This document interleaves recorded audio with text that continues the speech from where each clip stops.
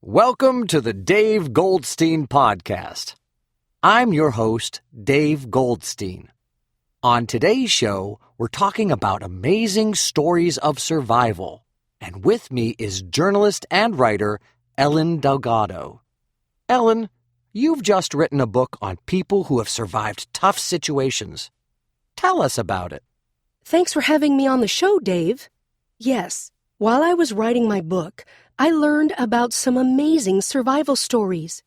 And do you have a favorite story? Yes, I think the person I respect the most was a very brave woman called Julianne Kopka, who was born in Lima, Peru. When she was 17, in 1971, she was traveling by plane over the Amazonian rainforest when lightning hit the plane. The plane broke up at a height of 3.2 kilometers, and Julianne fell all that way in her seat. But she survived? Yes. People think that the seat she was in saved her when she crashed into the trees. When she woke up the following morning, she was alone in the rainforest, a long way from other people. The only food she had was a bag of candy. Luckily, Julianne was a calm, independent person. She found a stream and followed it.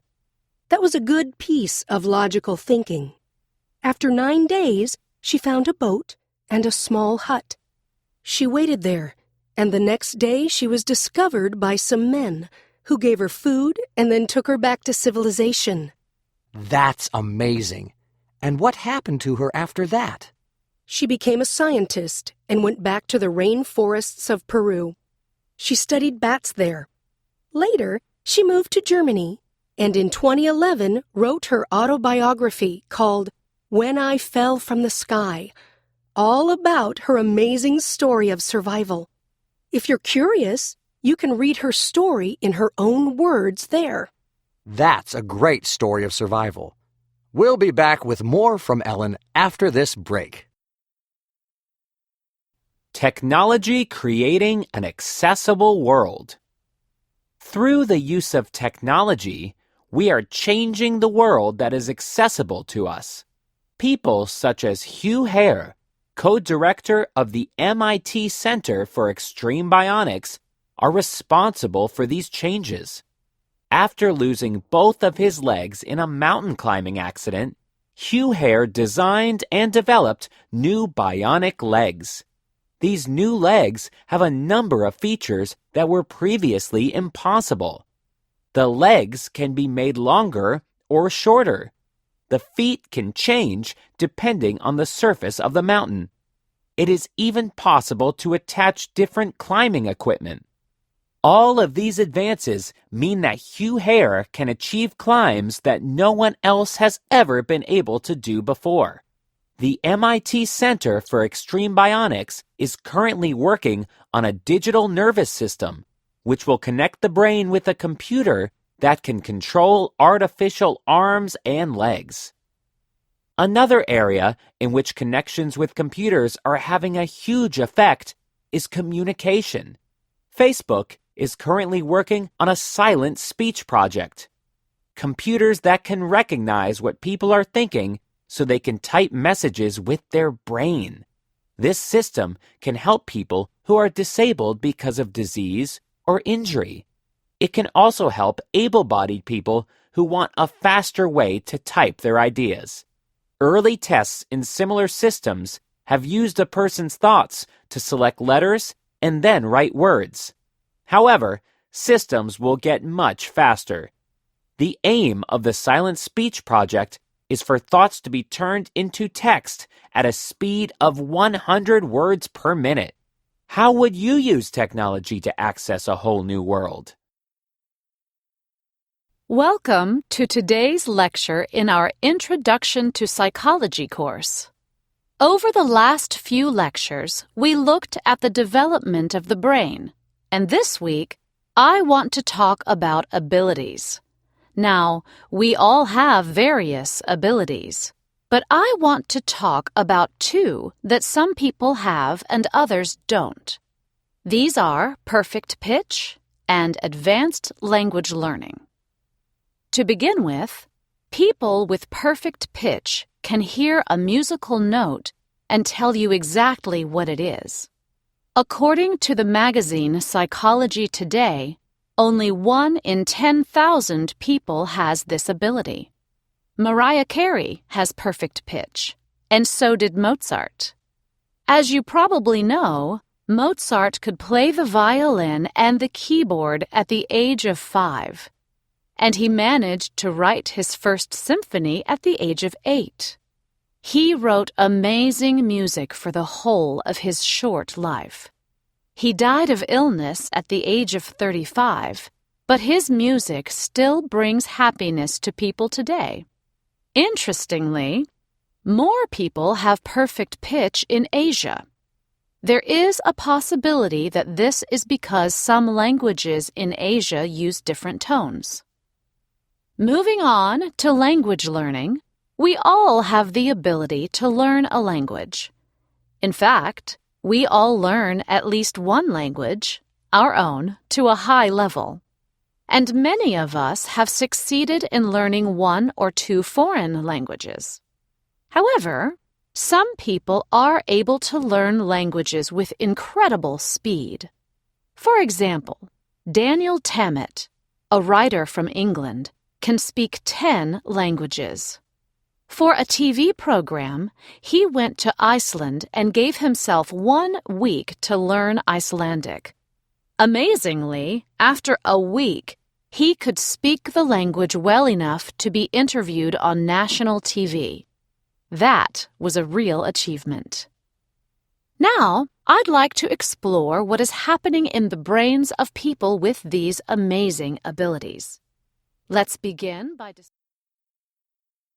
Surviving in the desert. It is 9 o'clock in the morning on a warm July day. You and your 3 colleagues were on a short flight to a conference in Southern California when your plane developed mechanical problems. The plane was forced off course by a few miles. Finally, the mechanical problems got worse. The pilot lost control of the plane, and you all crash-landed in the desert. You and your 3 colleagues find yourselves quite far from the plane. Although you keep looking, unfortunately, it seems that the pilot is missing. You and your colleagues are on your own. The nearest town, which you saw from the window when you flew over it half an hour ago, is about 30 kilometers away. That is an extremely long walk, and you know that it will be very difficult. None of you can get any signal at all on your cell phones, and without signal, none of the apps work. Daytime temperatures in this area can reach 40 degrees Celsius, and at night, they can fall below 0 degrees Celsius. It is already starting to get very warm, and you know that soon you will be in danger. One of your colleagues remembers reading an article about the desert, and he says it is better to move around during the evening because it is less hot. He says that between late afternoon and sunset is the best time to move. In different parts of the desert around you, you see a variety of different things, including a map, an empty lighter, and a few items of clothing. You discuss ideas with your colleagues, and as you talk, you realize that you need to come up with a plan if you are going to manage to survive. Suddenly, there is a smell of smoke in the air. You look towards the plane, and you see that it is beginning to catch fire. You know that this means that there is not much time to decide what to do, because the fuel in the plane's tanks could explode. What do you do? The mirror test. Animals are interesting, aren't they? They can be cute, they can be fast, and they can be strong. But are they intelligent? That isn't an easy question to answer. Animals all live in different habitats, and their behavior is right for that situation. we need a standard way to test an animal's behavior. The mirror test, developed in 1970 by Dr. Gordon Gallup Jr., gives us that. You recognize your own reflection in a mirror, don't you? But does an animal know that it's looking at itself when it looks in a mirror, or does it think it's a different animal? If an animal passes the mirror test, there's a good chance it is intelligent. We give the animal medicine so it goes to sleep. Then we put a colored mark on the animal's body where it can't see it in a normal way, such as on its forehead or on its ear.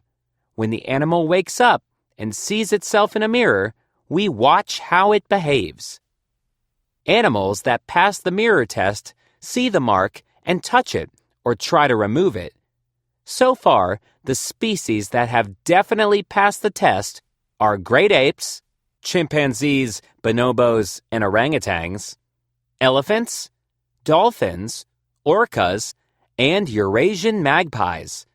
Some people say, though, that the test only works with animals that mainly use sight to explore the world, and it may not be a fair test of other animals, such as dogs, who use smell or sound more than sight and fail the test. Good morning, everyone, and thank you very much to the college for inviting me here today to speak to all of you. My name's Nancy Rubin, and I'm a career advisor. I'm here to talk about careers with animals and help you look at your options. I think everyone will be familiar with some professions, such as zookeepers and veterinarians, but there are many others too. It's important to know what qualities employers are looking for, what exams you need to pass, and what experience is required. So, let's start by looking at a familiar career and then one that's a bit more unusual. The first career I'd like to mention is marine biologist. Now, of course, marine refers to the sea, so a marine biologist is someone who studies animals that live in the sea. That can be anything from whales to tiny creatures called plankton. Marine biology is a large field, and it covers many different careers. Many marine biologists are research scientists. They might spend the summer months doing research and the winter months teaching at a university. Marine biologists should be prepared for harsh conditions. They don't always work with dolphins in warm waters. If you choose this career path, you'll need a degree in biology or marine biology, and you'll probably then have to go to graduate school and possibly get a doctoral degree. The second career I'd like to mention is a bit more unusual. It's a snake milker. Now you know that we milk cows and sometimes sheep and goats. But how do you milk a snake? Snakes don't have milk. They have venom, the poison they use to kill the animals they eat. A snake milker takes venom from a snake. Why? The venom is very useful. First of all, it's used to make antivenom, which we need when a snake bites someone. The venom also has other medical uses. If you choose this career, you will need a degree in biology, chemistry, or biochemistry. And you will also need a lot of practical training. Now let's look at another job related to animals. A zoologist. Thank you, and hello everyone. Welcome to our open day here at Rashford Zoo. It's great to have the chance to speak to you about the work we do at the zoo. When you visit a zoo, you see animals in many different types of places. We try to provide an environment for each animal that is similar to where they live in the wild. That isn't always possible.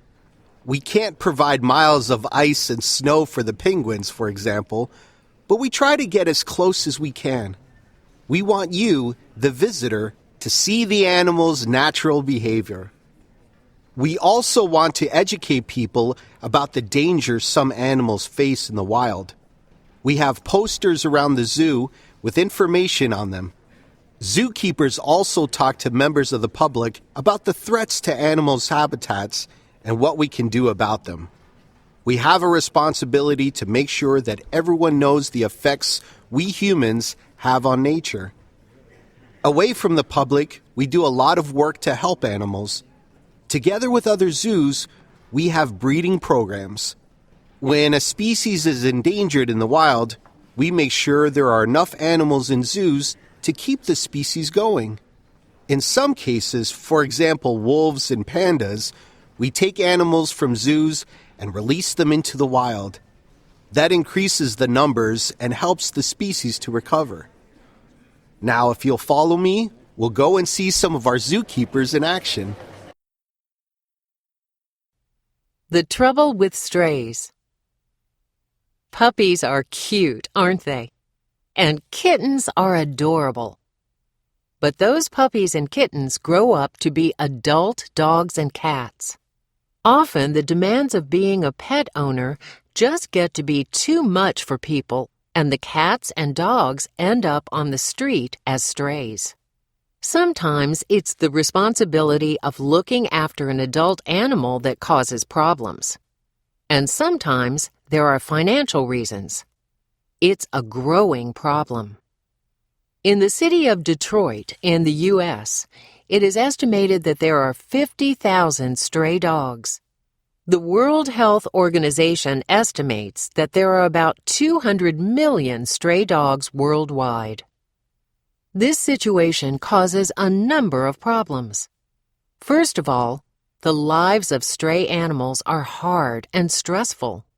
Every day is a struggle to find enough to eat and a safe place to sleep. That means the animals are often in poor condition and get injured or die young. In addition to that, stray animals cause a number of problems for city residents. They can run into the road and cause traffic accidents. Stray animals can also carry diseases. They can pass these diseases on to people or to domestic pets. Last, packs of dogs can be dangerous and may attack people. However, there may be a solution to the problem. One country that has reduced the number of stray dogs is the UK. In 2016, a new law was introduced. All dogs must be microchipped. This means that a small chip, the size of a grain of rice, is inserted under the dog's skin. It's a quick and painless procedure. Microchips contain a unique code that is connected to a national database. When the chip is scanned, it shows the owner's address. If your dog does not have a chip, you can receive a fine of up to 500 pounds. Microchipping is useful if your dog is lost or stolen, and it also encourages people to take more responsibility for their pets. According to the Dogs Trust's Stray Dogs Survey report, in 2018, the number of stray animals in the UK was at its lowest level in 21 years. So this is a step in the right direction. Confirmation bias. Scientists believe that the average person receives about 34 gigabytes of information and sees or hears 100,500 words every day. That's a lot of information, and no one can possibly concentrate on all of it. We choose what we pay attention to and what we think is important. That creates a problem. Confirmation bias. We like to be right, and so we listen to evidence that supports what we already believe, and we ignore evidence that goes against what we believe. For example, if you believe that the world is generally getting worse, you will see only evidence to support your opinion when you hear the news. You will pay attention to stories about rising crime and environmental problems, and you will ignore evidence that suggests people around the world are getting richer, becoming healthier, and living longer. Confirmation bias means we see what we want to see. It can create problems. For instance, a business may try a new strategy. The managers will notice positive results, such as increased sales, before they notice negative ones, such as increased costs. That could be expensive for the business. Social media and other websites can make confirmation bias worse. Groups of online friends often agree with each other. They easily share information and news stories that support their opinions. They rarely hear the other side of the argument and miss relevant information. Some people are worried that this kind of social media bubble is bad for society. Is there anything you can do to question your own confirmation bias? You can make an effort to listen to people with different views. You can visit websites that present a different opinion from yours. As soon as you do that, you will learn something about how other people think. Hi, and welcome back to Our World Today. It's time once again for our weekly call-in. It seems that machines that can think, in other words, artificial intelligence, are becoming more common. Today's question is, what do you think of artificial intelligence? We've got Julia on line 1. Hi, Julia. What would you like to say? I think there's no such thing as artificial intelligence. Scientists have been researching it since the 1950s. In that time, they've created machines that can play games like chess very well, but the machines aren't really thinking. They're just following rules. Only people can really think. Machines will never have the thinking power of a human. Humans have been thinking and solving problems for 200,000 years, and we've gotten very good at it. Thanks for that thought, Julia. And we've got Raphael on line 2. What's your opinion, Raphael? I disagree with the last caller. I think we already use artificial intelligence in different ways. Did you know that a commercial pilot only controls a plane for about 7 minutes during a flight? The rest of the time, it's controlled by the autopilot because humans get tired and bored and make mistakes. And driverless cars will all rely on AI to avoid accidents, and they'll probably be better at it than people. Some people think that it's only really AI if robots can fully communicate with us. But it isn't like that. Interesting points, Raphael. Thank you. Megan, now on line 3. Hello. I've been thinking about AI a lot recently, and I think there's something everyone has forgotten. Who is going to be in control of the machines in the future?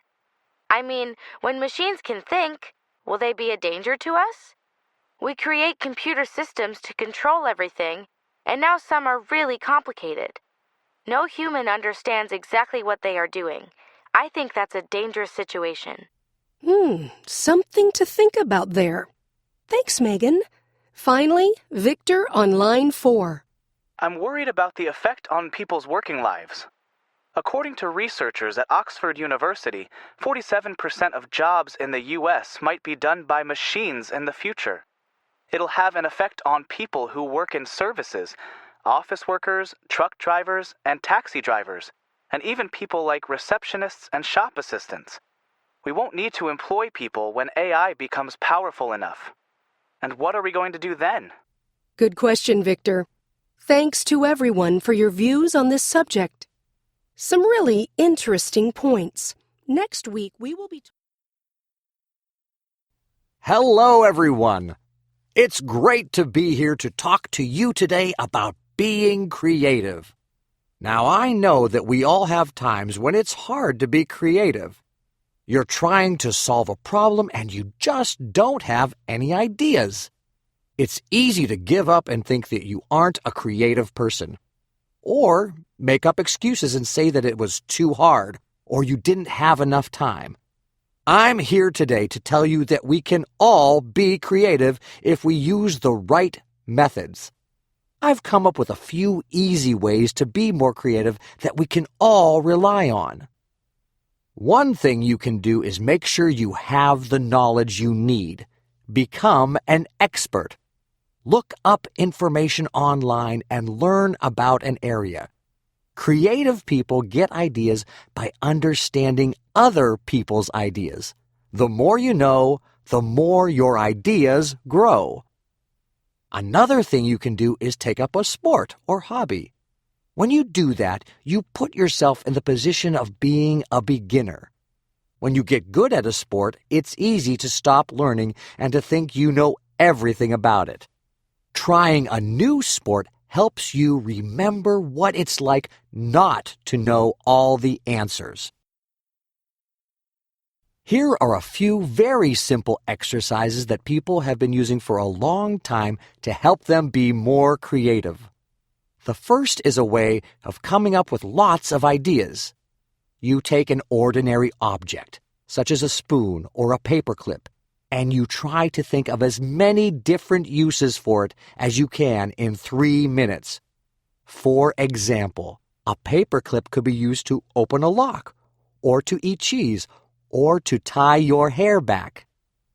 For the second method, you need to write 2 lists of very different objects. It doesn't matter what they are, but you need to make them all different. Then you choose an object from the first list and an object from the second list. You have to find ways in which the objects are the same.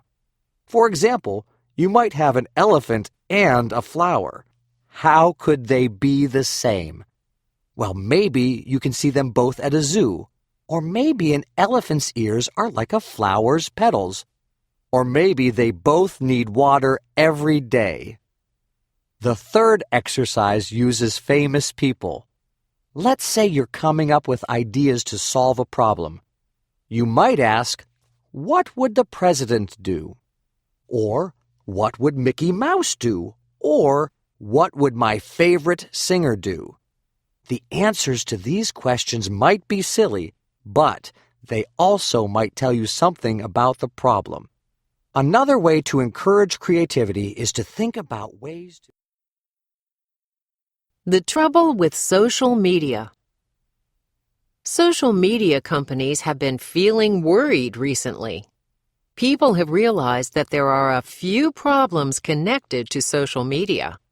One is the problem of confirmation bias. Our online friends make comments and share posts that we already agree with. We accept them as true, and we never see any evidence of other opinions. This can mean that we share and like false stories more easily because they match what we already believe. There are other problems too. Some people spend too much time on social media. They update their status many times a day, and their phones show notifications of other people's posts. This often means they waste time, or they ignore their real-life family and friends. They might also become anxious about how many shares or likes their posts get. Other people experience cyberbullying, where people make up comments about them. That can have an effect on people's lives and their health. Another issue is our digital footprint. Every time we post, share, or comment, we leave a digital record. It often follows us for a very long time. When you apply for a job or when you meet someone new, they might check your social media. What will they see? Are you sure that you want them to see everything you've posted? Finally, people share a lot of information on social media. They share their location, when they're on vacation, and what they do every day. That can leave the person vulnerable to crime or other problems. Many people agree that we need to find ways to help people be safer on social media and to think more about the information they see and share.